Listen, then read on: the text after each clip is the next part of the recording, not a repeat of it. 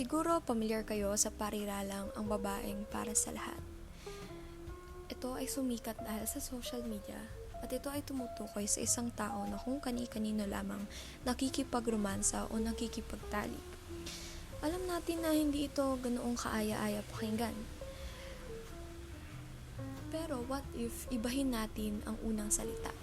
Ang salitang babaeng palitan natin ng salitang wikang Filipino. Wikang Filipino para sa lahat. Pumapasok sa ating isipan na ang wikang Filipino ay ginagamit lamang natin sa pangmasa, bakya, jologs, pampalengke, pangkalye o kahit na pang showbiz.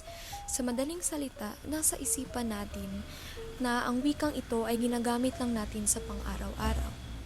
Ngunit huwag nating kalimutan na nagagamit din ito sa agham, sa edukasyon, sining, filosofiya at iba pa.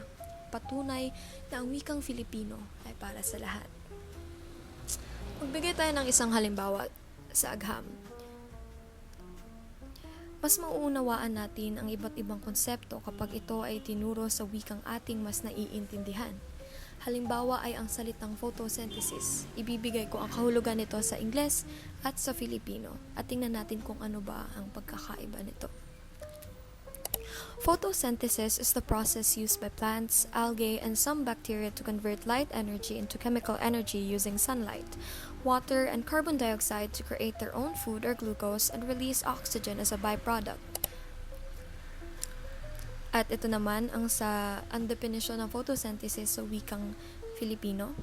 Ang photosynthesis ay ang proseso kung saan ang mga halaman ay gumagawa ng sariling pagkain gamit ang enerhiya ng araw, tubig at carbon dioxide. Kung ating titingnan, kung una mong maririnig yung wikang Ingles na definition ng photosynthesis, hindi mo agad-agad malalaman kung ano ba talaga o hindi mo agad maiintindihan kung ano ba talaga ang definition ng photosynthesis. Pero kapag nasa wikang Filipino ito ay straightforward, direct to the point, kung ano ba talaga ang kahulugan ng photosynthesis. Kaya para sa akin, mas epektibo na magturo gamit ang wikang ating nakasanayan, ang wikang Filipino, kasi kapag ipapaliwanag ang mga konsepto sa wikang Filipino, mas mauunawaan natin ito dahil ang mga salitang ginagamit dito ay hindi bago sa atin o hindi alien sa atin. Mahalagang itaas natin ang paningin natin sa ating sariling wika. Ika nga nila, mahalin natin ang sariling atin. Atin ring isaisip na di lamang pambahay ang wikang Filipino dahil ito ang ating pambansang identidad at ang ating paggamit ito ay nagsasalamin sa ating pagmamahal sa ating sariling bansa at sa ating kultura. Yan lamang po.